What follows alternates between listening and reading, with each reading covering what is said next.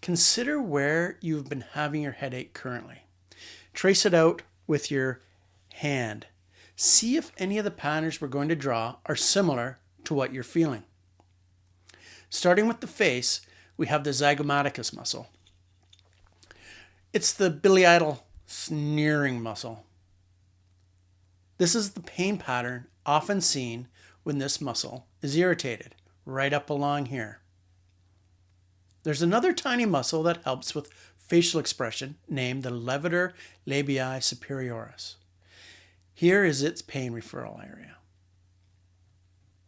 Of the four muscles of mastication, the temporalis, masseter, and lateral pterygoid cause the most typical type of headache people experience. The medial pterygoid is another muscle of mastication. It causes pain in and around the jaw and the ear, along with the feeling of fullness in the throat. Not so much of what we think of as headache. Here's the temporalis muscle. If you make a fist and put it above your ear, this is the approximate size of the temporalis. If you can see the side of someone's head pulsing at the temples when they're chewing, you're seeing the temporalis in action. The anterior aspect, or the front part here, is often tighter, especially in women. This is what the research is showing. Here you can see the temporalis muscle outlined in green. It's covering the whole side of the head. Now, when we have trigger points, they're often in the anterior section of the head, and they can be coming up over the eye, like this. And they can even go up into this aspect of the head. Now, believe it or not, they can shoot forwards into the teeth, so just behind our eye teeth. Another area that you'll find them is shooting again down into the teeth, down into our back foreteeth, down in this area. And this is all from the trigger points in this zone here. Now, a little bit further back, you can have trigger points shooting up into this area. And then you can have them shooting back over here. And even a little bit more into the back of the head, like this. Now, this is often a very classic type of referral zone for the temporalis muscle. Another muscle of mastication is the masseter muscle. The masseter has two heads, a superficial head and a deep head. You need to get inside the mouth to address the deep head effectively. It hides a lot of tension and pain. The masseter is dense and strong, and this is why we can chew pencils. The masseter muscle is outlined here in green, and it has the two heads, the superficial head. The superficial head often refers pain into the teeth, the back teeth, upper and lower, as well as down along the jaw here, and sending some up towards the eye, like this.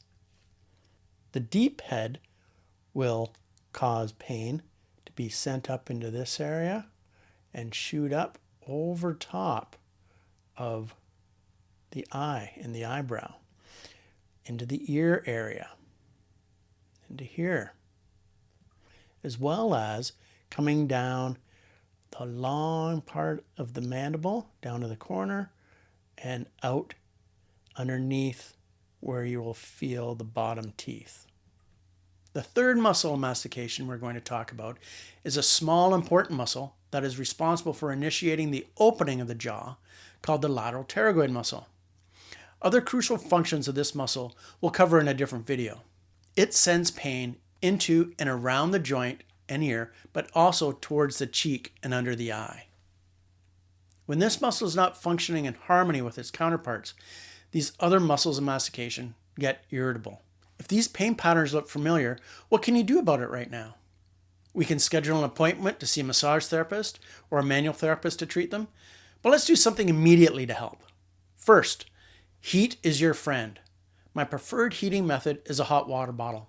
They're cheap, they travel easily, you don't need electrical adapters, you can almost get hot water anywhere and everywhere, even camping, you can warm up water easily.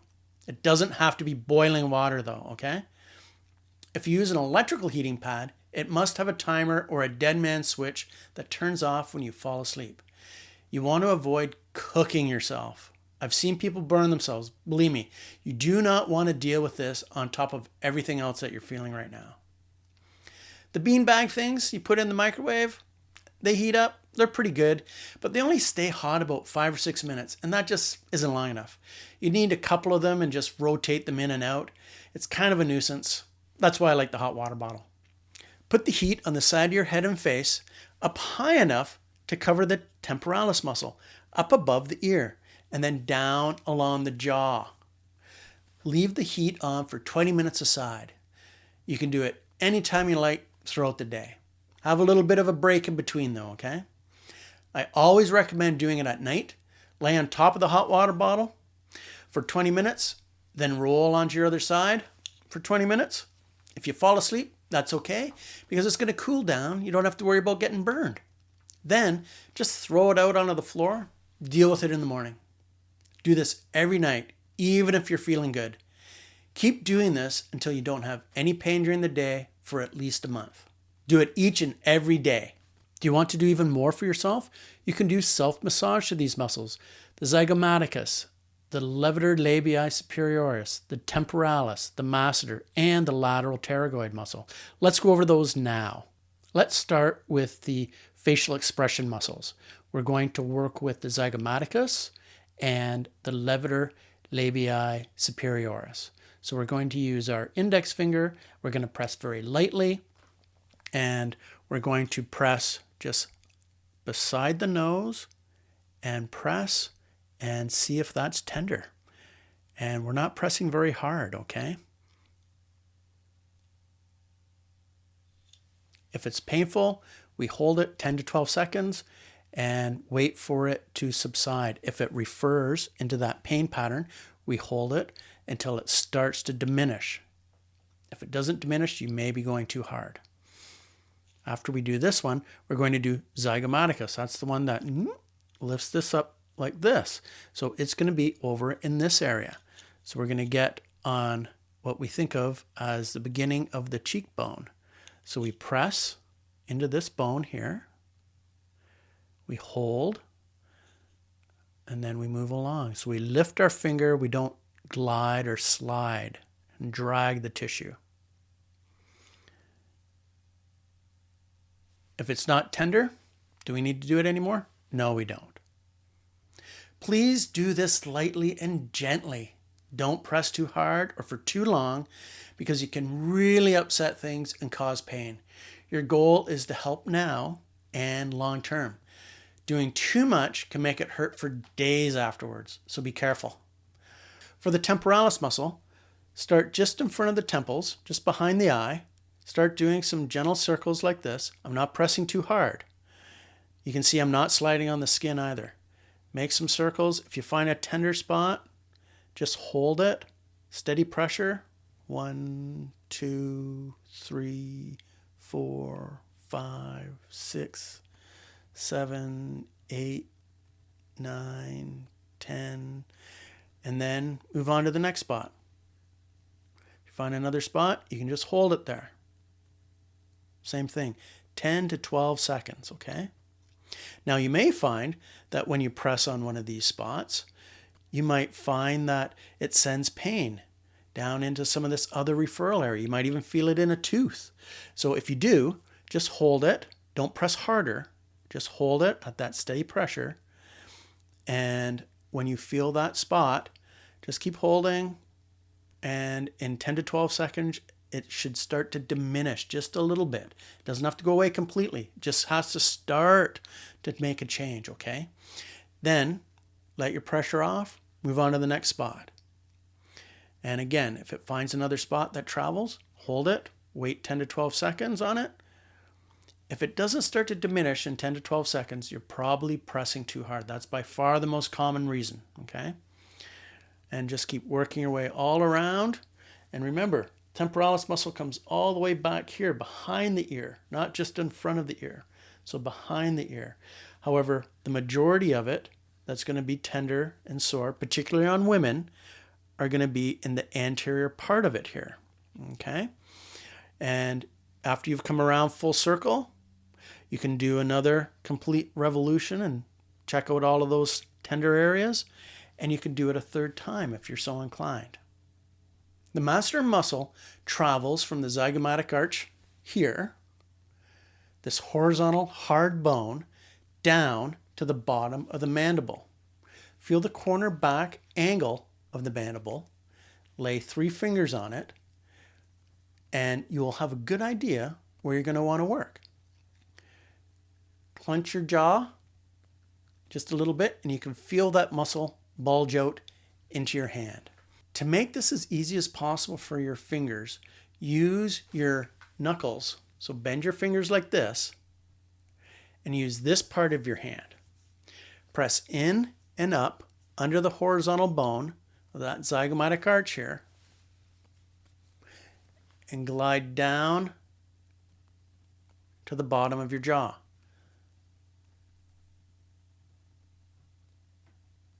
Start off light and go slowly, but not too slowly. So we don't want to go really fast, and we don't want to take, 2 minutes to get to the bottom here. This is about the speed we're going at. If you feel something tender, you can stop and examine it, just like we did with the temporalis. If you feel that refer and spread out, which we call radiating, if it just kind of does a starburst, then hold that, and hold that with the steady pressure on that spot for about 10 to 12 seconds, and that referral area should start to diminish. Again, it might not go away completely, and that's okay. We're just wanting it to start to make a change. Then we can go on and find the next spot, and then the next spot. Now continue examining the rest of the muscle. Stop anywhere you feel the need. To get a much more thorough treatment, you will have to get on either side of the muscle, meaning you have to put a finger inside your mouth. You don't have to wear gloves, just wash your hands. There are 2 different ways to do this. The first method is using your index finger in the inside of the mouth and your thumb on the outside. Insert your right index finger into your mouth and treat the right masseter. Slide it up until you bump into the zygomatic arch. Then press backwards in the direction you're pointing until you bump into a hard object that might feel a little bit like a butter knife. That is the coronoid process. Now your finger is in position. Reach your thumb back to just below your ear. Now gently squeeze the thumb and index finger. Gently. You can now hold static pressure like this. Hold each spot 10 to 12 seconds, and then move a finger width inferiorly or down towards the bottom of the jaw. If you can tolerate the static pressure, you can do the money sign. That is rubbing the thumb back and forth against each other while compressing the muscle between them. Not too hard. After you've examined that area, lighten your pressure and move a finger width down. The second method is to insert your right thumb into the mouth and put it underneath the zygomatic arch on the left side. Use the index finger on the outside in a similar way as you did on the other side. Or you can use your left fingers to compress your thumb on the inside. We're only doing the massage for 3 to 5 minutes at the most, and not too hard. If you saw away at it or hold a spot for minutes at a time, then you will be sore afterwards. Now that we've loosened up the masseter muscle, we'll be able to press through it without irritating it too much, okay? This is important. We don't want to just go in cold and press through the muscle, because if it's tight and irritating you, it's going to bother you some more. So we loosen up the masseter. Now we can go ahead and work on the lateral pterygoid muscle. To get there, we're going to feel that zygomatic arch again where that masseter was attaching. Back here is the condylar process. So this is where the little head goes up into the joint. And you can feel a hard area there. Coming forwards, you can feel another little hard area. Sometimes we need to open up, and between the condylar and the coronoid process, there's going to be a little window, and it's right underneath that zygomatic arch. So we open the jaw just a little bit, and we press gently. We can move the hand back and forth like this, and up and down.